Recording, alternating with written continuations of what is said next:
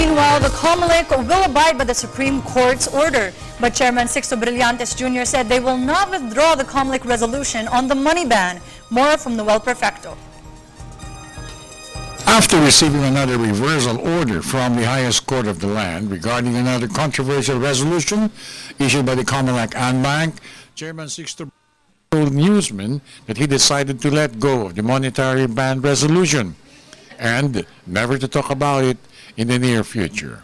This after the Supreme Court came up with a status quo ante order on the reso which intended to put an end on vote-buying activities of candidates, groups, and political parties in the forthcoming midterm electoral process. As regards to other concerns that might be cause of delay for the holding of the national and local elections on Monday, Chairman Brillantes expressed confidence that everything will be smooth sailing because all concerns have been taken care of.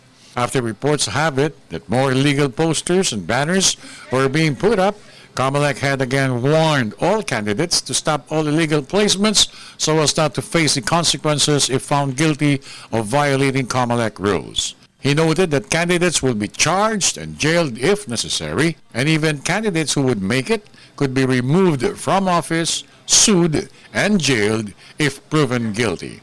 Meantime, election fever continued in the metropolis as campaign period nears its end. In the city of Manila, Liberal Party bets and UNA standard bearers continued to slug it out in their own different means of informing their constituents. Re-electionist Mayor Alfredo Lim never had it so good when he displays his counterparts' wrongdoings. But the former president actor simply replied with a positive program and platform of government. Nagbabayad na 1,000 pesos para pasamahin kami. Nakita nyo yung mga nangyayari. Kaya yung mga tao yan, iiwasan natin. Sa demokrasya, kailangan na yun talagang ang gusto ng tao ang masusunod. Kaya ang aking lang panawagan ay bantayan nila ang kanilang mga boto. Huwag tayong padaya at huwag tayong matakot ipaglaban nila ang karapatan nila.